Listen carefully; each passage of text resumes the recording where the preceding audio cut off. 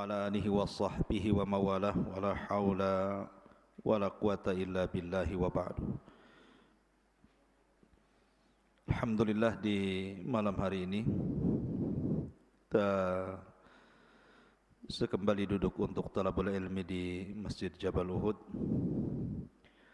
Salawat dan salam kita haturkan kepada Rasul yang mulia alaihi salatu wassalam. Allahumma salli ala Muhammad wa ala alihi wa sahbihi wa man sara ala nahji ila yaumiddin. Pembahasan di malam hari ini kita akan membahas tentang menyingkap di balik alam arwah. Apa itu ruh? Dan apa kaitan ruh dengan jasad? Bagaimana ruh bisa keluar dari jasad?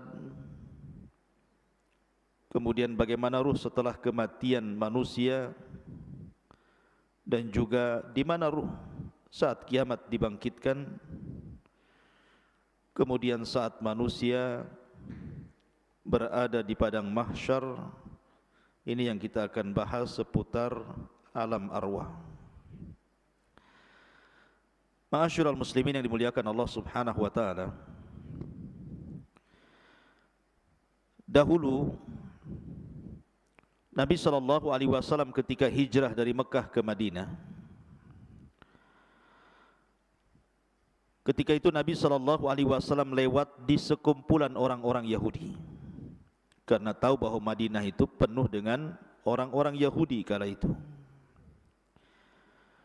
Dan kebetulan Nabi sallallahu alaihi wasallam bersama sahabat Abdullah ibnu Mas'ud radhiyallahu anhu. Maka Yahudi ini, sebagian mereka dengan sebagian yang lainnya saling berbincang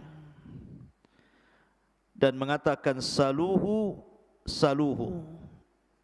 Tanyalah dia, maksudnya ragu-ragu mereka mau nanya Nabi sallallahu alaihi wasallam. Akhirnya kemudian salah seorang di antara mereka memberanikan diri bertanya kepada Nabi sallallahu alaihi wasallam, "Ya Abul Qasim, marruh." Wahai Abul Qasim, saya ingin bertanya kepadamu, apa itu ruh? Maka Nabi sallallahu alaihi wasallam tidak langsung menjawab. Kemudian Rasul menyingkir dari mereka, kemudian Rasul pun bersandar di bawah pohon kurma. Kata Abdullah bin Mas'ud radhiyallahu anhu mengatakan, fa'alimtu annahu yuha ilaihi. Dan aku mengetahui bahwa Rasul sedang diturunkan wahyu kepadanya. Maka sejenak kemudian Nabi sallallahu alaihi wasallam bangkit, kembali menemui orang-orang Yahudi dan membacakan surah Al-Isra. Yas'alunaka 'anir ruh, qulir ruhu min amri rabbi wa ma utitum minal ilmi illa qalila. Mereka bertanya-tanya soal ruh. Katakan ya Muhammad kepada mereka orang-orang Yahudi itu, ruh itu urusan Rabbku, dan apa yang Allah berikan kepada kalian dari pengetahuan itu tidak banyak. Ada juga kisah yang sejenis dengan kisah ini. Ketika orang-orang musyrik Arab datang ke kota Madinah untuk bertanya kepada orang Yahudi tentang Nabi yang baru muncul di Mekah. Karena orang-orang musyrik Arab tahu bahwa orang Yahudi itu kaum yang diberikan kitab. Mereka minta pendapat tentang kemunculan Nabi yang ada di Mekah itu kepada orang-orang Yahudi Madinah. Maka orang-orang Yahudi Madinah mengatakan kepada orang-orang musyrik Arab, tanyalah kepada orang yang ngaku Nabi di daerahmu itu 3 soalan. Kalau dia sanggup menjawab, memang dia seorang Nabi. Kalau dia tidak sanggup menjawab, dustakan kenabiannya. Lah salah satu pertanyaan yang diajarkan orang Yahudi kepada orang-orang musyrik, tanya kepada orang yang ngaku Nabi di daerahmu itu, apa itu ruh? Akhirnya kemudian ditanyakan kepada Rasul dan turunlah surah Al-Isra ayat 85. Mereka bertanya-tanya soal ruh, katakan ya Muhammad, ruh itu urusan Rabbku. Dari sini menunjukkan bahwa ruh itu tidak ada yang tahu bentuknya seperti apa. Tidak ada yang tahu. Makanya lihat perdebatan Abu Hanifah ketika berdebat dengan orang-orang ateis soal ketuhanan. Karena orang-orang ateis ini menganggap bahwa Tuhan itu tidak ada. Tetapi kita bagi kaum muslimin, Tuhan itu ada walaupun tidak bisa dilihat tapi bisa dirasakan keberadaannya dengan melihat alam semesta dan juga ayat-ayat syariah. Lah salah satu perdebatan Abu Hanifah dengan orang ateis itu, dia mengatakan begini, pernah enggak kamu itu duduk di hadapan orang sakit, berkunjung kepada orang sakit, kemudian duduk di hadapan orang sakit? Kata orang ateis ini, ya aku pernah. Kemudian, pernahkah engkau melihat orang sakit itu sampai menghembuskan nyawa terakhir dia, keluar ruhnya? Dia mengatakan, pernah. Kemudian kamu tahu kematiannya? Iya. Betul kamu tahu ketika ruh keluar dari mulutnya? Kalau itu, aku tidak pernah melihat. Kalau engkau mengatakan bahwa kamu tidak bisa melihat ruh saat dia kematian, bagaimana mungkin engkau mensifati Allah Subhanahu wa taala? Artinya bahwa di sini ikhwatu fiddin, ruh itu tidak bisa dilihat.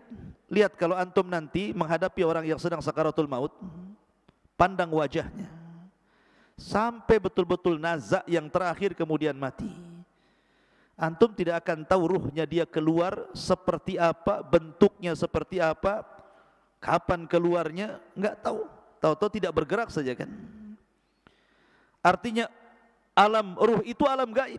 Kita tidak tahu seperti apa bentuk ruh itu. Makanya Allah Subhanahu wa taala mengatakan, yas'alunaka 'anir ruhi qulir ruhu min amri rabbi. Mereka bertanya-tanya soal apa itu ruh, katakan ya Muhammad, ruh itu urusan Rabbku. Kenapa? Wa ma utitum minal ilmi illa qalila. Karena pengetahuan kita terbatas soal ruh ini. Ma'asyiral muslimin yang dimuliakan Allah Azza wa Jalla, pertanyaannya, dalam diri saya dan antum itu ada jasad dan ruh. Manusia kan terangkai dari jasad dan juga ruh. Jasad tanpa ruh tidak ada kemuliaan. Karena kalau jasad sudah terpisah dengan ruh, jasad itu jadi bangkai, dimakan rayap. Mau jasad presiden, mau jasad menteri, mau jasad orang kaya, mau jasad pejabat, kalau sudah ruhnya keluar, sebentar saja busuk, kemudian dimakan cacing tanah. Artinya tidak ada kemuliaan jasad itu. Sehebat apapun orang, kalau sudah mati, kain kafan dibawa ke keranda, dibawa ke kuburan, tempatnya pun 1,5 meter kali 1,5 meter. Kapan jasad itu mulia? Ketika ruh masuk, mulailah dia jadi mulia. Karena ketika ruh dan jasad terangkai, maka macam-macam orang itu kan. Ada yang menjadi pemimpin, pejabat, orang kaya dan begitu seterusnya. Pertanyaan saya, lebih dahuluan mana? Penciptaan Allah ruh ataukah jasad? Lebih dulu mana? Ruh dulu diciptakan kemudian jasad, ataukah jasad dulu diciptakan kemudian ruh? Hah? Gak ada yang tahu jawab. Gak apa-apa, antum dengar saja. Apa yang antum jawab? Ya. Ketika Allah Subhanahu wa taala menciptakan Adam alaihi salatu wassalam, Allah menciptakan jasad Adam atau menciptakan ruhnya dulu? Menciptakan Adam dulu.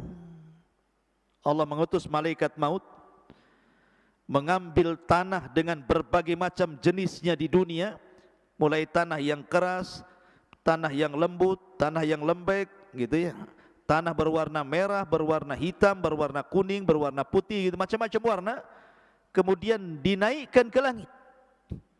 Kemudian Allah bentuk Adam alaihi salatu wassalam, membentuk menjadi manusia tersempurna, termulia. Laqad khalaqnal insana fi ahsani taqwim. Kemudian setelah Adam menjadi patung, maka Allah membiarkan patung Adam itu seperti itu, mengeras. Belum ada ruh, masih jasad. Sampai syaitan, iblis itu, saking hasadnya dengan Adam belum dititipkan ruh itu, datang, ngitarin patungnya Adam. Kadang masuk dari lubang telinga, keluar dari lubang hidung, masuk lubang hidung, keluar lagi dari lubang yang lain, ya kan? Karena banyak lubang antum itu, lubang sana, lubang sini gitu ya. Jadi iblis tahu bahwa Adam itu berongga. Makanya dia mengatakan, lau sullitu alayya la uhlikanna. Kalau orang ini diserahkan kepadaku, ku hancurkan dia, atau ku buat dia maksiat kepada Allah Azza wa Jalla. Lihat hasadnya iblis. Dari sini Allah Subhanahu wa taala menciptakan secara zahir ayat dalam Al-Qur'an tentang penciptaan Adam. Allah belum menciptakan ruh, tapi Allah membentuk jasad Adam dulu sampai betul-betul sempurna, mengeras. Baru setelah itu Allah ciptakan ruh. Jadi ketika Allah menciptakan Adam, jasad dulu apa ruh dulu? Jasad dulu. Setelah jadi, baru Allah ciptakan ruh. Setelah Allah ciptakan ruh, baru Allah masukkan ruh itu ke jasad Adam. Ketika ruh baru sampai di tenggorokan saja, Adam sudah lapar tuh. Kemudian bersin, hacih. Ya, kemudian Allah mengatakan, ya Adam, katakan alhamdulillah. Maka Adam mengatakan alhamdulillah. Maka Allah mengatakan yarhamuka rabbuk. Kemudian ruh masuk lagi ke badan Adam, mulai tangan bergerak tuh. Di sampingnya ada pohon berbuah-buahan, dia maunya ngambil saja itu, padahal belum sampai jejak ke kaki ruhnya itu. Makanya manusia itu tercipta tergesa-gesa seperti abina bapak kita Adam. Baru setelah sempurna ruh itu sampai di kaki, sempurnalah Adam itu menjadi manusia yang disebut dengan nafsun. Ada ruh, ar-ruhu, ada an-nafsu dalam bahasa Arab. Kalau ruh ya ruh, kalau nafsu itu jiwa. Dan jiwa itu artinya terangkainya ruh dengan jasad, dalam bahasa Arab disebut nafsun. Kalau ruh, ruh saja. Kalau jasad, jasad saja. Kalau sudah nyatu disebut nafsun. Ya ayyutuhan nafsul mutmainnah, wahai jiwa yang tenang. Karena ruhnya masih dalam jasad. Ukhruji ila ila ridwanullah, keridhaan Allah Subhanahu wa taala. Ma'asyiral muslimin yang dimuliakan Allah, ini kalau binisbah dengan Adam, bahwa ruh itu diciptakan sebelum atau setelah? Setelah Adam diciptakan. Adam dulu diciptakan, baru ruhnya diciptakan. Tetapi kalau kita selain Adam alaihi salatu wassalam, dibalik, ruhnya dulu diciptakan, baru kita diciptakan. Ya. Karena dalam hadis Bukhari, ketika Nabi SAW bersabda tentang cerita penciptaan manusia, di mana Allah Subhanahu wa taala ketika menciptakan manusia itu, pertama 40 hari segumpal air mani, kemudian 40 hari kedua segumpal darah, kemudian 40 hari ketiga menjadi segumpal daging, berbentuklah dia manusia. Kalau dihitung berarti 4 bulan. 30 kan, 40 satu bulan kan 30 hari. Berarti 40 segumpal mani, 40 segumpal darah, 40 segumpal daging. Berarti pas 4 bulan usia janin itu sudah membentuk manusia. Dari sini Allah mengutus malaikat yang memang menghantarkan ruh. Kemudian dimasukkan ruh itu, kemudian dicatat rizkinya, dicatat amalannya, dicatat celakanya, dicatat kebahagiaannya, semua dicatat di situ. Maka dari sini kata para ulama, kalau Adam alaihi salatu wassalam diciptakan dulu jasadnya, baru kemudian ruhnya setelahnya diciptakan. Tapi kalau kita diciptakan dulu ruhnya, baru diciptakan jasadnya. Begitu kata para ulama. Kenapa demikian? Karena ketika Allah Subhanahu wa taala menciptakan Adam, kemudian Adam sudah berbentuk manusia, ada jasad dan ruh, Allah mengusap zahra Adam, pundaknya Adam diusap di sini. Ya. Lah ketika Allah Subhanahu wa taala mengusap pundaknya Adam, apa yang terjadi? Fa akhraja min dhahri Adam kullu nasmatin min dzurriyyatihi min khalqihi ila yaumil qiyamah. Dalam hadis Rasul, kemudian keluarlah dari pundak Adam ini, punggung Adam ini, ruh-ruh dari zuriyahnya Adam, dari anak cucunya Adam. Zuriyah diambil dari kata-kata dzarrah. Dzarrah itu semacam semut, bahkan lebih kecil dari semut, kecil, tidak nampak. Ya. Jadi keluar rohnya dari situ, dan itu kelak akan menjadi anak cucu Adam. Lah kemudian suatu ketika Adam melihat dari roh-roh yang keluar dari pundak Adam itu, dan itu nanti akan menjadi anak cucu Adam alaihi salatu wassalam, melihat salah satu di antara mereka ada yang bercahaya dahinya. Kemudian Adam bertanya, siapa itu? Maka malaikat mengatakan, itu Daud, salah satu turunanmu. Karena takjubnya Adam, berapa usianya? 60 tahun. Pendek kali, ku tambah umurku atau usiaku 40 tahun, genapkan 100 tahun dia. Akhirnya Adam menghibahkan 60 tahun usianya, 40 tahun usianya untuk Nabi Daud supaya digenapkan menjadi 100 tahun. Dari sini bahwa ruh sudah diciptakan dulu. Karena ketika Allah mengusap pundak Adam, disitulah keluar arwah-arwah yang kelak akan menjadi anak cucu Adam sampai kiamat dibangkitkan. Banyak, berapa ruh itu jumlahnya coba? Jumlah manusia kan miliaran, keluar banyak gitu. Lah dari sinilah mereka akhirnya ditempatkan di sebuah tempat yang disebut dengan alam ruh. Disinilah terjadi mitsak, perjanjian antara ruh dengan Allah Subhanahu wa taala. Dan itu disebutkan dalam surah Al-A'raf ayat 172. Wa id akhadha rabbuka min bani Adam min duhurihim dzurriyyatahum wa ashhadahum ala anfusihim alastu bi rabbikum qalu bala syahidna an taqulu yaumal qiyamati inna kunna an hadza ghafilin. Dan ingatlah ketika Rabbmu membuat perjanjian dengan anak turunan Adam, min duhurihim dzurriyyatahum, di belakang mereka dari anak cucu yang kelak akan terlahir dari Adam alaihi salatu wassalam. Apa perjanjian Allah dengan kita? Alastu bi rabbikum, bukankah aku Rabb kalian? Bukankah aku Rabb kalian? Maka semua ruh mengatakan qalu bala syahidna, iya kami menyaksikan Anda itu Rabb kami. Pertanyaannya, antum ingat apa lupa? Atau pura-pura lupa bahwa antum pernah mengatakan di hadapan Allah, qalu bala, ya kamu adalah Tuhanku? Pasti enggak ingat. Mana ingat antum? Utang aja enggak ingat, mau ini pula gitu ya. Kenapa enggak ingat? Karena ingatan manusia itu terbatas, sebagaimana pandangan manusia terbatas, pendengaran manusia terbatas, akal pun terbatas, langkah kaki pun terbatas, kecuali pakai motor ya, pakai pesawat. Tapi coba jalan kaki sampai di mana antum kuatnya? Ada pengkor. Pandangan kita terbatas, kita tidak bisa menembus sampai Batam Center dari sini. Terhalang hutan-hutan, walaupun tak ada hutan pun kita terbatas pandangan kita. Pendengaran pun terbatas, akal pun terbatas, pemahaman pun terbatas, maka ingatan pun terbatas. Kita sudah lupa bahwa kita pernah berdialog dengan Allah dan mengatakan alastu bi rabbikum, dan kita mengatakan qalu bala syahidna.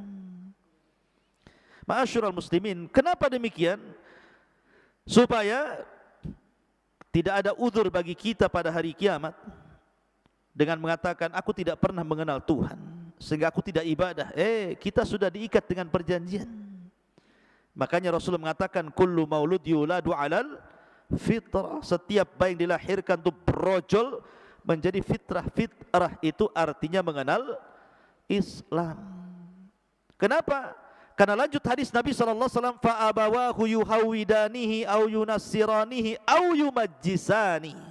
Bapaknya yang menjadikan dia Yahudi, Nasrani ataupun Majusi. Stop hadis sampai ini. Dan tidak ada kata-kata bapaknya yang menjadikan dia Muslim. Ya, karena lahirnya anak siapapun terlahir Islam, mengenal Rabbnya. Tapi kita lupa. Lah di alam ruh ini pula Allah menawarkan amanah. Yang Allah Subhanahu wa taala isyaratkan dalam surah apa? Inna aradnal amanata 'alas samawati wal ardi wal jibal fa abaina an yahmilnaha wa ashfaqna minha wa hamalahal insan innahu kana zaluman jahula. Sesungguhnya kami telah menawarkan amanah. Kapan amanah ditawarkan? Ketika di alam ruh. Allah menawarkan amanah ini. Pertama, ditawarkan ke langit, ditawarkan ke bumi, ditawarkan ke gunung-gunung, semua menolak amanah itu. Kemudian Allah menawarkan amanah di alam ruh kepada ruh-ruh turunan Adam itu. Tiba-tiba kemudian manusia pun siap memikul amanah itu. Makanya Allah mengatakan sungguh manusia itu amat sangat zalim dan amat sangat bodoh. Gunung saja menolak, langit saja menolak, bumi saja menolak, manusia pula yang lemah menerimanya. Walaupun penafsiran amanah dalam ayat ini berbagai macam ya. Apa yang dimaksud amanah yang Allah tawarkan kepada kita di alam ruh itu? Ada yang mengatakan amanah di sini artinya at-ta'at wal faraid, ketaatan dan melaksanakan kewajiban.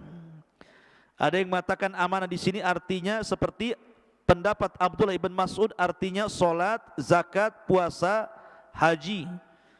Kemudian membenarkan hadis, jujur dalam berkata, kemudian membayar hutang, adil dalam timbangan, kemudian juga amanah ketika dititipkan sesuatu barang kepadanya. Ada juga yang mengatakan bahwa amanah di sini artinya al-farju, kemaluan. Bahwa kita diberikan kemaluan sehingga harus amanah. Jangan digunakan untuk berzina, tetapi dihalalkan dengan cara menikah. Ada juga yang mengatakan amanah di sini artinya as-saum, puasa. Wal ghuslu minal janabah, mandi setelah junub. Ada juga yang mengatakan amanah di sini artinya amanah, orang itu amanah, tidak khianat gitu ya. Intinya bahwa banyak penafsiran amanah, tapi yang jelas dialog ini sebagian para ulama mengatakan terjadi kapan?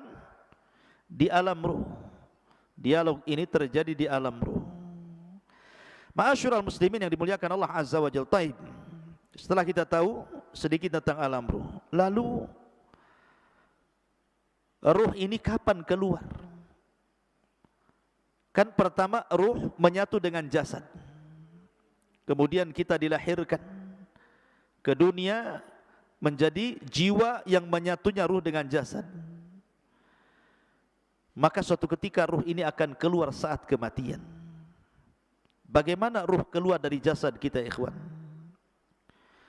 Ada hadis Bara' bin Azib radhiyallahu an. Jadi Bara' bin Azib ini bercerita suatu ketika kami, kata Bara' bin Azib, keluar bersama Rasul hendak mengebumikan salah seorang jenazah. Ketika sampai di kuburan, orang yang gali kuburan itu belum selesai. Orang yang gali kuburan itu belum selesai. Lah karena belum selesai orang yang menggali kuburan itu, Nabi SAW memberikan nasihat kepada sahabat yang ada di sekitar kuburan itu. Kemudian Nabi SAW menceritakan tentang kematian seorang mukmin dan kematian seorang kafir. Coba perhatikan bagaimana ruh keluar dari jasadnya seorang mukmin dan bagaimana ruh keluar dari jasadnya orang kafir. Kata Nabi SAW, innal abdal mu'min idza kana fi inqita'in minad dunya wa ikbalin minal akhirah, apabila hamba mukmin ini hendak terputus dari dunia dan menghadap akhirat, nazala ilaihi malaikatun minas sama bidul wujuh, maka akan turun malaikat dari langit, wajahnya sangat putih. ka'anna wujuhahumus syamsu, seperti wajahnya malaikat ini seperti matahari. Ma'ahum kafanun min akfanil jannah wa hanutun min hanutil jannah. Malaikat yang turun dari langit yang memiliki wajah yang sangat terang putih itu membawa kain kafan dari sorga dan wewangian dari sorga. Kata para ulama, ketika nanti antum mendekati ajal, malaikat yang turun kepada antum itu ada 4. Satu disebut malakul maut, malaikat kematian. Yang 3 disebut rusulul maut. Rusulul maut, tawaffathu rusuluna. Ada 3 utusan Allah malaikat yang mendampingi malakul maut. Yang pertama membawa kain kafan, yang kedua membawa hanut, dan yang ketiga membisikkan di telinganya kalau dia seorang mukmin kabar gembira. Adapun malakul maut hanya mencabut nyawa saja, kemudian diserahkan kepada 3 malaikat itu. Ulama mengatakan dalam hadis ini, ruhnya seorang mukmin itu ketika dicabut itu dimulai dari jari-jari jemari, dari ujung-ujung jari ini, ujung jari kaki dan tangan. Jadi kalau ruhnya di sini dia mulai berjalan, begitu jadi dari kaki, mulai ke atas, ya, sampai di tenggorokan, berkumpul di tenggorokan ruhnya. Apa yang terjadi? Kalla idza balagatit taraq wa qila manraq. Apabila ruh sudah sampai di tenggorokan di sini, kata Allah, manraq, siapa yang bisa meruqyah dia? Siapa yang bisa menyembuhkan sehingga mengembalikan ruhnya ke dalam jasadnya? Enggak ada. Lah ruh itu ketika dicabut, dari mana keluarnya? Dari mulut. Ruh itu keluar dari mulut kita. Kemudian ketika dia keluar, mata ini memandang ruh itu keluar. Makanya Rasul mengatakan, apabila ruh dicabut, tabi'ahul basar, pandangan kita mengikutinya. Makanya setiap orang yang mati pasti melotot matanya. Makanya antum kalau melihat orang mati melotot, cepat antum tutup, takut menakutkan orang. Kata Nabi SAW, ruhnya mukmin itu apabila keluar seperti tetesan air yang terakhir keluar dari mulut teko. Min famis siqa, kata Rasul. Kalau saya boleh analogikan, ikhwan, kalau antum punya teko, isinya banyak airnya, kemudian antum tuangkan, tentu air yang pertama keluar itu deras sekali, karena masih penuh masalah tekonya. Kalau dituangkan tuh pasti deras dia, kayak model pancuran kan gitu ya. Coba kalau seandainya di teko itu tinggal 1 tetes, kemudian antum tuangkan, pasti dia tidak akan mengalir deras, pasti akan sedikit mengalir sampai di ujung teko, kemudian menggantung dulu, kemudian baru netes gitu ya. Artinya bahwa ruhnya seorang mukmin itu keluar seperti tetesan terakhir dari mulut teko, pelan tapi pasti, pelan, kemudian keluar dari mulutnya. Ketika itu malaikat yang menghibur jasadnya seorang mukmin ini mengatakan, Ya ayyatuhar ruhul, ya ayyatuhan nafsul mutmainnah, irji ila rabbiki radiyatan mardiyah. Wahai jiwa yang tenang, keluarlah pelan-pelan menuju keridhaan Allah Subhanahu wa taala. Maka ketika betul-betul keluar, maka ruh itu kemudian naik ke langit. Sudah terpisah alamnya, dia kembali keluar dari jasad. Lah ruh ini langsung ketika sudah ditangkap oleh malaikat maut, sudah dikeluarkan, maka diserahkan kepada malaikat yang membawa kain kafan dan hanut dari sorga. Langsung dikain kafani, kemudian dibaluri minyak wangi, kemudian diangkat ke langit. Kemudian langit pertama, dia mengetuk pintu. Kata penjaga langit pertama, siapa? Fulan bin Fulan. Siapa yang dibawa? Ruhnya Fulan ibn Fulan. Karena dia ruhnya orang baik, maka malaikat yang ada di langit semuanya memujinya. Kemudian dibukalah pintu langit pertama, kedua, ketiga, keempat, kelima, ketujuh. Dia melintasi langit yang ketujuh. Kemudian diberjumpakan dengan Allah Subhanahu wa taala, dan Allah katakan kepada ruh orang mukmin ini, letakkan catatannya fil illiyin, tapi kembalikan ruhnya ke dalam jasadnya. Maka catatannya naik sampai di tempat yang paling tinggi di sorga, kemudian ruhnya dikembalikan ke bumi. Ketika ruhnya dikembalikan ke bumi, ada yang mengatakan batas ruh naik ke langit itu sebatas ketika dia mulai dimandikan, mulai dikafankan, kemudian dikuburkan, ruh itu kembali ke dalam kuburan. Kemudian Allah satukan kembali ruh itu dengan jasad di alam kubur itu. Ketika itu dia baru sadar karena terjadi himpitan dhaghtah alam kubur. Jadi alam kubur menyempit. Kuburan itu menyempit sehingga kalau dia jasadnya orang kafir bisa remuk itu badan dan tulang-tulangnya itu. Tetapi himpitan bumi ketika orang dimasukkan ke dalam kuburan itu, kalau dia seorang mukmin seperti dipeluk oleh ibunya. Kalau ada bayi dipeluk sama ibunya rapat-rapat gitu, seperti itu rasanya. Karena kita diciptakan dari tanah, kembali ke tanah, maka seolah-olah tanah itu bagi ibu kita. Tapi ingat, kalau jasadnya orang kafir, maka diremukkan dengan tanah semua tulang-tulangnya.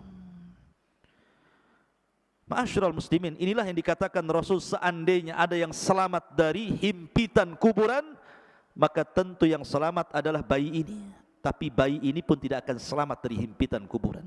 Dalam riwayat, kalaulah ada yang selamat dari himpitan kuburan, tentu yang selamat adalah Sa'd bin Mu'adz, karena saat kematiannya arsy Allah berguncang. Tapi Sa'ad bin Mu'adz pun tidak selamat dari himpitan kubur. Lah setelah itu baru datang dua malaikat yang disebut dengan Munkar dan Nakir. Lah Munkar dan Nakir ini membawa fitnah yang disebut dengan fitnah kubur. Kemudian dia mengatakan, man rabbuk, siapa Rabbmu? Kemudian juga setelah ditanya siapa Rabbmu, kemudian wa man nabiyuk, siapa nabimu? Atau ma taqulu bihadzal rajul, apa yang kau katakan terhadap orang ini, maksudnya Nabi sallallahu alaihi wasallam. Kemudian wa madinuk, apa agamamu? Karena dia seorang yang beriman, tentu gambarannya seperti yang di dalam Al-Qur'an, yutsabbitullahu alladhina amanu bil qauli tsabit fil hayatid dunya wal akhirah. Akan mantap jawabannya. Dia mengatakan Rabbi Allah, Rabbku Allah. Ketika ditanya bagaimana pendapatmu tentang orang ini, maksudnya Rasul sallallahu alaihi wasallam, dia mengatakan huwan nabi, dia nabiku Muhammad sallallahu alaihi wasallam. Ketika ditanya wa madinuk, apa agamamu, maka dia dengan terangnya mengatakan diniyal Islam, agamaku Islam. Dia berhasil menjawab. Apabila berhasil menjawab yang terjadi, maka Allah berfirman, an sadaqa abdi, hambaku telah benar. Hambaku telah benar. Karena telah benar, bukakan pintu sorga. Bayangkan dari kuburan dibuka pintu sorga langsung ke sorga. Hembuskan angin dari sorga ke kuburannya. Bawa pakaian dari sorga, bawa makanan dari sorga, bawa minuman dari sorga. Bentangkan kuburannya seluas maddal basar, seluas-luasnya sampai tidak terkira. Kemudian didatangkan angin dari sorga, makanan dari sorga, pakaian dari sorga, minuman dari sorga. Kemudian dia pun masuk ke alam yang disebut dengan nikmat kubur. Ketika itu datang seseorang yang tampan, kalau perempuan yang cantik gitu kan, tiba-tiba mendekati orang ini. Kenalan, siapa namamu? Apa pekerjaanmu? Ngobrol. Layaknya kita di dunia ketemu orang ngobrol. Karena saking asiknya ngobrol, ikhwan, tidak sadar kalau seandainya bumi sudah mau dikiamatkan. Sehingga ketika betul-betul bumi ini sudah mendekati hari kiamat, Israfil sudah siap meniup sangkakalanya, barulah kemudian dia bertanya, kamu ini siapa? Kok kamu baik sekali mau menemani aku di dalam kuburan ini? Maka orang ini mengatakan, ana amalukas saleh, sayalah amal solehmu, sayalah puasamu, sayalah salatmu, sayalah zikirmu, sayalah silaturahimmu, sayalah birrul walidainmu, sayalah seluruh amal solehmu. Allah jelma menjadi manusia sehingga menjadi teman kita dalam kuburan. Ikhwan, kalau antum di penjara sendiri stres, tapi kalau ada kawannya minimal ngurangi stres. Adam saja diberikan sorga dengan berbagai macam nikmatnya, belum dikatakan sempurna kecuali diberikan kawan, diciptakan Hawa baru masuk ke sorga. Jadi ikhwatu fillah muliakan Allah Azza wa Jal, tetapi ruhnya seorang kafir, lihat bagaimana hadisnya. Adapun ruh seorang kafir, ketika idza kana fi inqita'in minad dunya wa iqbalin minal akhirah nazala ilaihi minas sama'i malaikatun ghiladun shidadun sudul wujuh ma'ahu almasuhu minan nar. Subhanallah. Kalau seandainya orang fajir, orang kafir, orang fajir, orang jahat ini mati, hendak meninggalkan dunia dan menghadap akhirat, maka turun dari langit itu malaikat yang ghilad, syidad, yang sangat keras, yang sangat jahat. Sudul wujuh, wajahnya hitam, kelam, gosong, dan membawa kain kafan dari neraka yang sangat busuk baunya. Kemudian dia pun duduk di samping orang yang mau ihtidar, mau mati dari orang kafir ini. Maka malaikat yang jelek rupanya ini langsung meneriakkan di telinganya, ya ayyatuhan nafsul khabithah ukhruji ila sakhatim minallahi wa ghadabih. Hei jiwa yang buruk, keluar kau kepada kemurkaan Allah dan laknatnya, keluar kamu. Coba kalau saya buat analogi, antum ada di rumah, tiba-tiba di luar rumah ada yang berteriak, keluar, keluar Noval, mau enggak uang 1 miliar? Keluar enggak antum? Keluar. Pal, keluar, kubunuh kau. Keluar enggak? Keluar tapi lewat belakang, lari. Jadi ruhnya seorang mukmin seperti tadi teriakin, keluarlah, ini saya kasih uang satu tumpuk 1 miliar, pasti dia keluar enak.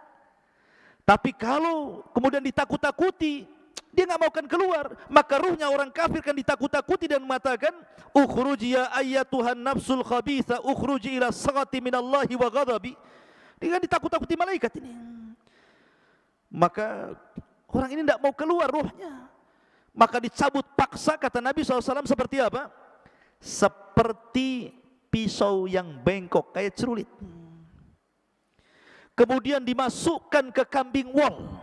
Antum tahu kambing wol itu kan bisa 1 jengkal tuh. Ininya bulunya kan, kambing wol itu besar. Apalagi kalau sudah jarang dimandikan itu udah brekele itu, rambutnya itu nempel satu dengan yang lainnya itu. Jadi ketika rambut kambing ini banyak, dimasukkan pisau yang berbengkok gini ya, safud dalam hadis itu. Kemudian setelah nempel begini, disiram rambutnya, langsung gini. Jadi susah jadinya pisaunya ini. Kira-kira kalau seandainya pisau yang dimasukkan ke bulu wol kemudian disiram, kemudian dipaksa begini, apa enggak rontok semua bulunya tuh? Lah Rasul mempermisalkan ruhnya orang kafir ketika dicabut itu seperti itu. Seperti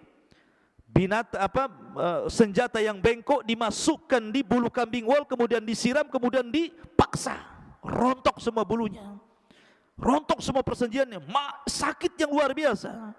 Tapi tetap dia harus keluar. Ketika dia keluar, diserahkan kepada malaikat yang membawa kain kafan dari neraka yang sangat busuk itu. Dia pun tidak tahan di situ, ruhnya itu diangkat ke langit. Malaikat semua tersakiti dengan ruh ini karena baunya. Ini ruh siapa? Bau busuk sekali. Semua menyingkir malaikat itu, tidak ada yang mau mendekat. Ketika kemudian penjaga langit pertama diketuk supaya ruh ini naik ke langit, nggak mau dibukakan sama sekali, nggak mau dibukakan. Dari sini Allah Subhanahu wa taala berfirman dalam Al-Qur'an, la tufattahu lahu abwabus sama wa la yadkhulunal jannah hatta yalijal jamalu fi sammil khiyat. ketika ruhnya orang kafir naik ke langit pertama, la tufattahu lahu abwabus sama. Allah atau malaikat tidak ada satupun yang membuka pintu-pintu langit. Bahkan dia akan masuk neraka. La tufattahu lahum abwabus sama wa la yadkhulunal jannah, dan dia tidak akan masuk surga orang kafir itu. Hatta yalijal jamalu fis samil khiyat, sampai ada cerita unta masuk ke liang jarum, kata Allah. Liang jarum seberapa? Jarum liangnya kecil, unta besar. Gimana masuk ke liang jarum? Gimana caranya? Dijadikan benang dulu untanya baru bisa masuk. Artinya bahwa mustahil ada unta masuk ke liang jarum, kecuali kalau jarumnya gede gitu ya, lubangnya seperti pintu itu. Mana ada jarum ya. Jarumnya kecil, jarum itu artinya mustahil orang kafir masuk surga. Lah ketika tidak dibukakan pintu langit, akhirnya oleh malaikat yang sudah capek-capek bawa ke atas, dilempar ruh itu. Bayangkan, dilempar ruh itu sehingga ruh itu jatuh dari ketinggian itu. Kemudian ketika bersatu dengan jasadnya seperti antum, jatuh dari atas, gimana rasanya tuh? Gak usah dirasakan, pasti sakit ya. Rontok semuanya. Sudah kesakitan, tiba-tiba dihimpit lagi kuburan, langsung remek semuanya. Setelah ada himpitan kubur, tiba-tiba datang malaikat Munkar dan Nakir, kemudian berteriak dan menekan suaranya, man rabbuk, siapa Rabbmu? Enggak, kaget dia ya. Wa man nabiyuk, siapa nabimu? Wa madinuk, apa agamamu? Makanya dia lagi pusing, lagi merasakan sakit, dia hanya mengatakan la adri. Fayaqulan la adri, saya tidak tahu. Aqulu kama qalan nas wa fa'altu kama fa'alan nas. Aku hanya mengikut-ikut orang saja, enggak tahu. Maka dia pun akan dicambuk oleh malaikat. Kalau seandainya cambukan itu dicambukkan ke gunung Uhud, maka cukup menghancurkan Uhud itu. Bagaimana kalau dicambukkan ke jasad manusia? Turuhnya seorang kafir itu. Ma'asyiral muslimin yang dimuliakan Allah Subhanahu wa taala. Jadi kalau saya ringkas dari hadis Bara' bin Azib ini, pertama, keluarnya ruh seorang mukmin dari jasad seorang mukmin. Yang kedua, ruh ini dibawa ke langit oleh malaikat. Kemudian yang ketiga, dikembalikan ruh ke dalam jasadnya. Begitu juga ruhnya orang kafir. Itu saat kematian. Lalu setelah kemudian masuk ke alam kubur, apakah azab kubur itu birruhi wal jasad, menyatunya ruh dan jasad, ataukah ruh saja?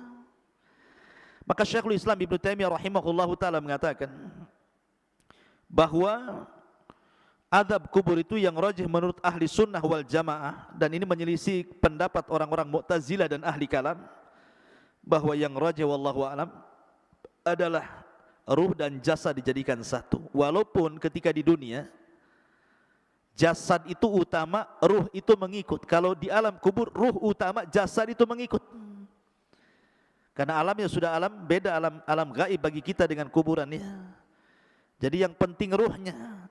Tetapi kalau ingin merasakan sakit, maka disatukan dengan jasadnya supaya dia merasakan bagaimana siksaan itu, sakitnya luar biasa.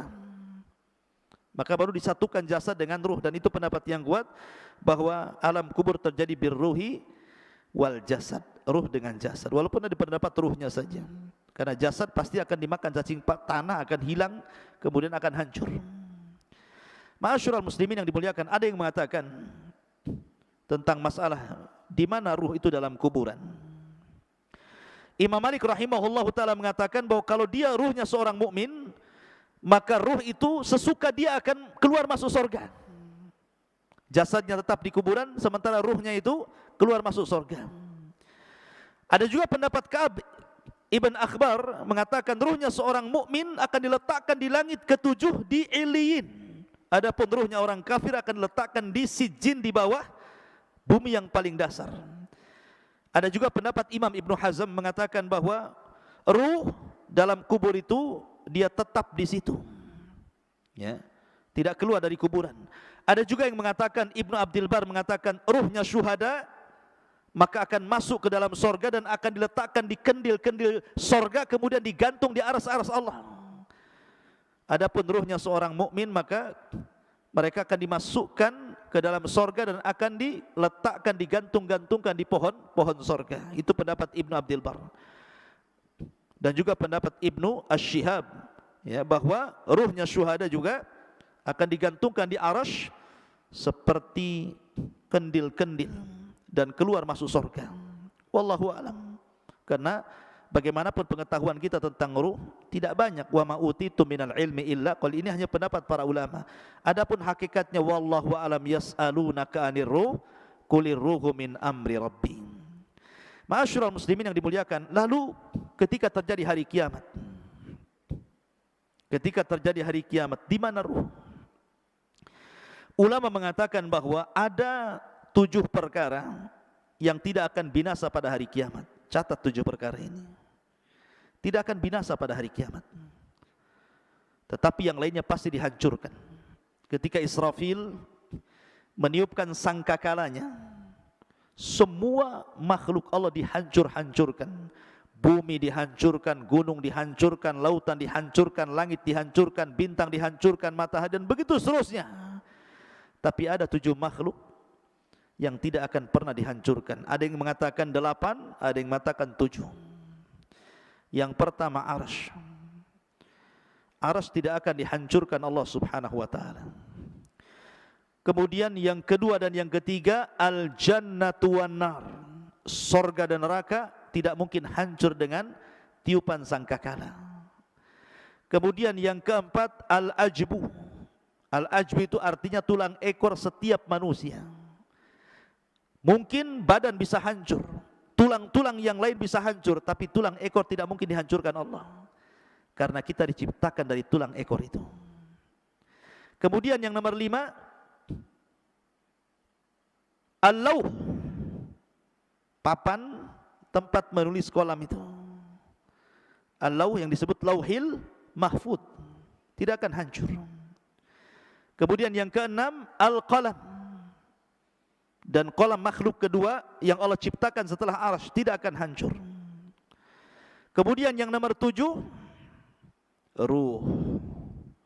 Ruh tidak akan hancur. Ketika Israfil meniupkan sangkakala, itu tidak akan hancur. Dan ini disebutkan di dalam nuniyahnya Imam Ibnul Qayyim rahimahullahu ta'ala dan juga dalam kitabnya Syarhus Sunnah li Imam Al-Barbahari rahimahullahu ta'ala. Dan juga kitab-kitab yang lain yang menunjukkan 7 perkara tidak akan dihancurkan saat alam dihancurkan. Salah satunya ruh. Lalu ruh di mana ketika terjadi kiamat? Ruh itu terjadi ketika terjadi kiamat, maka terputuslah azab kubur, nikmat kubur, dan begitu seterusnya. Maka ruh itu akan diletakkan di Eliyin yang mukmin, kemudian ruhnya orang-orang kafir dan orang-orang jahat diletakkan di Sijjin, di dasar bumi. Kemudian terjadi kiamat hebat. Selama 40, bisa 40 tahun, bisa 40 bulan, bisa 40 hari. Baru Israfil kemudian meniupkan sangkakala yang kedua. Ketika itu jasad-jasad oleh Allah dikembalikan lagi. Tulangnya dirangkai lagi, kemudian dagingnya dirangkai lagi dengan tulangnya. Jadilah setiap manusia, sehingga tanah itu dipenuhi dengan jasad. Allah mengatakan idza zulzilatil ardu zilzalaha wa akhrajatil ardu athqalaha. Dan Allah keluarkan beban-beban berat dari perut bumi, maksudnya manusia, dilempar ke permukaan. Wa alqat ma fiha wa takhallat. Dan kami lempar isi-isi perut bumi sampai kosong, karena semua jasadnya berada di permukaan bumi, semua jasad, belum ada ruh. Baru setelah jasad mulai dari Adam alaihi salatu wassalam sampai orang yang terakhir mati, sudah di permukaan bumi, di padang mahsyar, maka Allah mengatakan dalam Al-Quran, ruh itu kemudian dilesatkan dari Iliyin dan dilesatkan dari Sijjin. Ya. Wa idza nufusu zuwizat. Dan ketika nufus, jiwa-jiwa itu disatukan. Jadi ruh dari Iliyin melesat, kemudian ruh dari Sijjin melesat, dan anehnya tidak tertukar ruh dengan jasad itu. Bukan berarti kemudian ruhnya Naufal tertukar dengan ruhnya siapa gitu, enak kali. Ya. Jadi tidak tertukar, artinya bahwa ruh itu akan kembali ke jasadnya sesuai ketika di dunia jasadnya. Dan yang pertama kali adalah ruhnya Muhammadun sallallahu alaihi wasallam. Makanya dia orang yang pertama kali siuman sebelum manusia siuman. Ana awal man yashaqqu fihil qabr. Saya pertama orang yang keluar dari kuburan, katanya, kata Rasul. Kemudian aku melihat Nabi Musa sedang bersandar. Aku ragu-ragu apakah dia dulu ataukah aku, kata Rasulullah. Kan gitu ya. Baru kemudian bangkit semua, karena sudah nyatu lagi ruhnya tuh. Kemudian ketika bangkit, bingung orang-orang kafir ini, sehingga mereka mengatakan, ya wailana man ba'atsana mim marqadina. Celaka siapa yang membangunkan aku ini dari tidur-tidurku ini. Tapi orang-orang yang beriman mereka mengatakan, hadza ma wa'adar rahman wa sadaqal mursalun. Inilah janji Allah dan benarlah ucapan para rasul. Berarti dari sini terjadi infisal ruh dengan jasad berapa kali? Pertama, ketika ruh kita dengan jasad kita dalam janin terpisah. Karena jasad belum diciptakan, ruh sudah diciptakan. Ya, itu perpisahan pertama, ruh dengan jasad. Kemudian yang kedua, saat kematian, ruhnya dicabut lagi dari jasad. Kemudian disambungkan lagi di alam kubur. Kemudian setelah terjadi kiamat, dipisahkan lagi ruhnya, diletakkan di Eliyin, kemudian di padang mahsyar disatukan lagi, dan tidak akan pernah dikeluarkan lagi setelah itu, baik yang masuk ke dalam sorga ataupun yang masuk ke neraka. Tetapi yang ada kelak, badan kita akan dibesarkan. Kata para ulama, kapan? Ketika membaca catatan amal.